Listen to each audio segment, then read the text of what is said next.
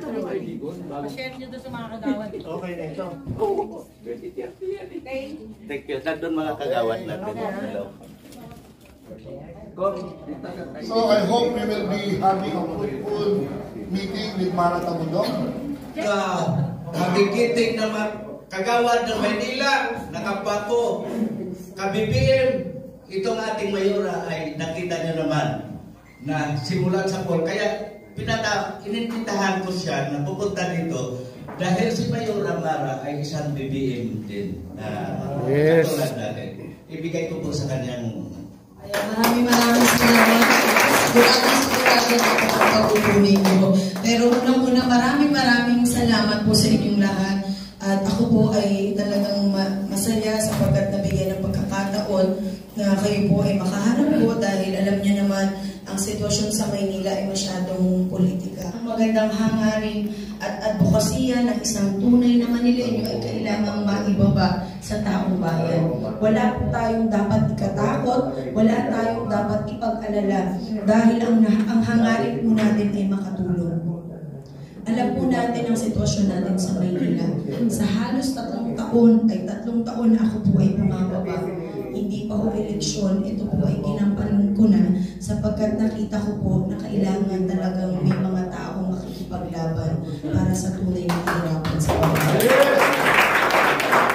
Kasama ko po ang pinagtanggol at pinaglaban ng ating mahal na Pangulong Bongbong Marcos noong panahon pa ng last election 2022. Sapagkat alam niyo naman, noong panahon na yan, baluarte ni Yorme ang Maynila.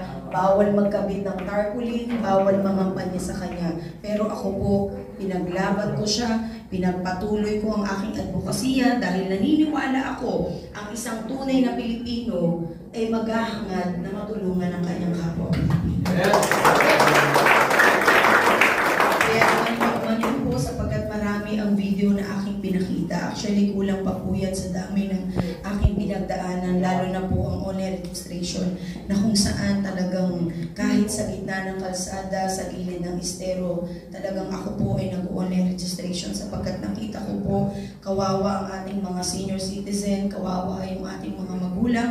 Siyempre ako po isang magulang na rin, pero bilang isang anak, gusto ko pong makita ang mga senior citizen na mayroong tamang pagtingin, tamang pagkalinga, mayroong gamot at programa na ibababa sa kanila. Kaya hindi po ako nagdalawang isip nung ako po ay kinausap ng NCSC para tumulong na maibaba sa bawat barangay. Hindi lamang po sa Maynila, kung hindi pati sa labas ng Maynila, ako po ay naimbitahan para makatulong sa probinsya ng Batangas, ng Laguna, Quezon City, Montalban, Rizal, at kung saan-saan pang isla sa kabuuan po ng Pilipinas. Pero bakit ba ito ginawa ni Mara Tamundong?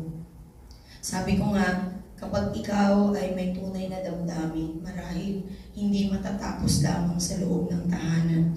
Kung hindi kailangan ilabas po natin ang ating sarili, katulad po ninyo, kayo po ay mga barangay officials, na kahit na minsan nag-aabono ka pa, kahit minsan parang hindi ka naman kumikita, sa pangalan ka lang talagang naglilingkod, pero hindi mo matitiis ang kababayan mo kapag may lumapit kung hindi gusto mong bigyan talaga ng solusyon. Kaya naman sa akin, ang mga programa na hangad ko po na maibaba kaagad, unang-una na po dyan, gusto ko pong maisalbaba ang mga natitirang lupain sa Maynila at malagyan ng titulo po ang mga lupain na tinitirahan ng mga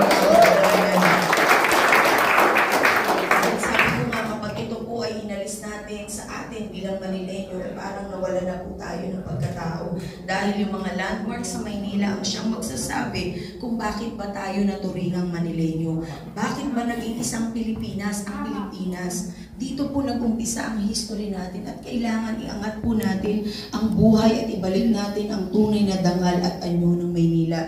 Dito po matutulungan natin ang ating mahal na Pangulong Bongbong Marcos, ang administrasyon, na para tayo naman po ay umangat talaga at makilala pa bilang Pilipino. Kaya naman sa akin po, agaran akong magbababa ng mga livelihood program o pangkabuhayan sa bawat barangay. At syempre, dagdag benepisyo para sa mga senior citizen na 2,000 kada buwan. Maglalagay po ako ng recreation traditional center sa bawat distrito para ang ating mga senior citizen na aktibo at gusto pang tumulong, lalo na po pagdating sa ating mga livelihood program, sila po ay makakatulong sa atin. Sapagkat nakita ko ang ating mga lolo at lola nagmi-meeting sa kanto, sa poste, sa harap ng kalsada. Sila po ay kawawa. Dahil ang hangarin lamang po nila ay magamit yung kanilang talento at kakayanan at katalinuhan na matulungan pa po tayo.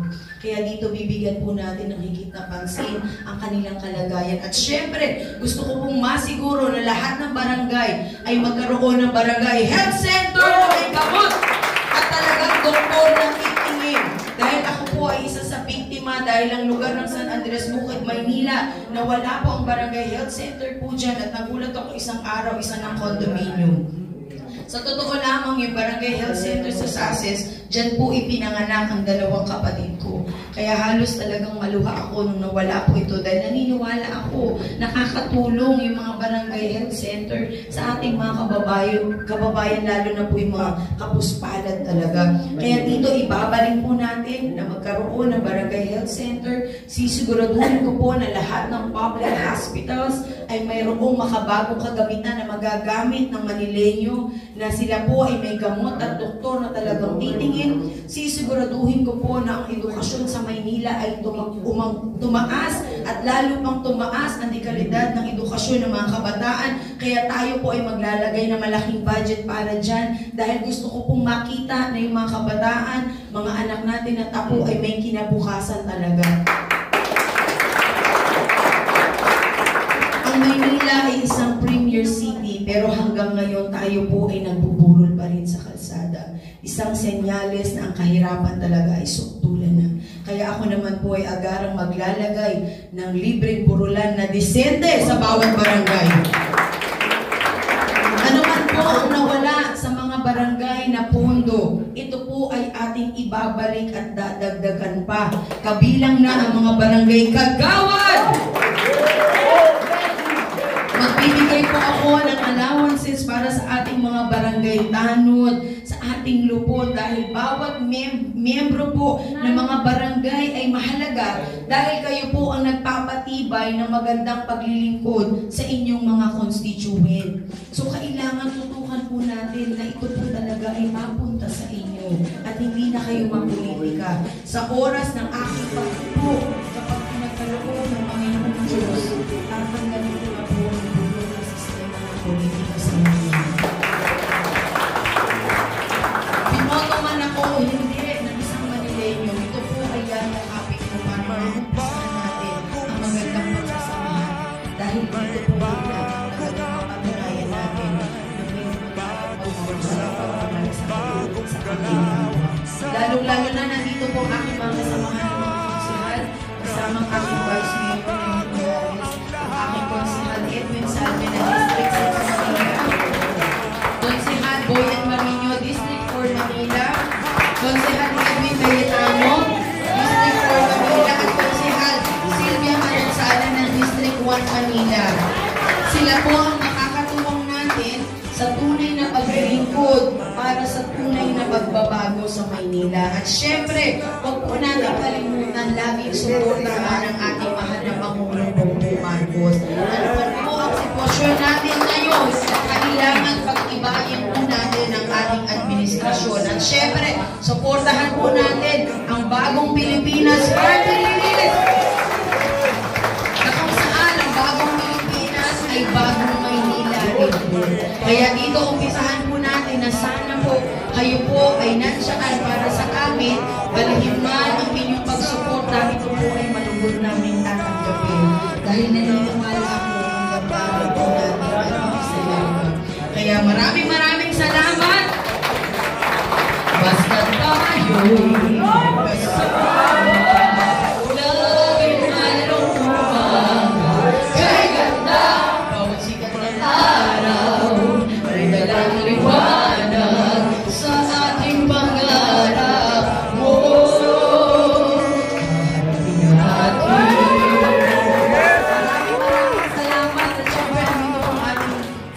Chairman Marlon, Bagong Pilipinas sa Manila. Sinabi ko nga po kanina sa kanila, 396 dapat barangay ang dito ng ibawang staff sa Kagawad. So ito lang po yung kaya na ano namin, group room. Kaya 30 lang po, 30. Bali 896 po yung Kagawad talaga na target namin na leaders. Hindi lahat ng superhero may mama at lumilipad. Maasahan ba namin ang suporta nyo? Saan ba kayo nakasuporta sa administrasyon? Doon! Kung lahat kayo nakasuporta sa administrasyon, dapat nakasuporta din tayo sa kalyado ng ating administrasyon. Tama mo ba? Suporta mo natin si Mama! Yan!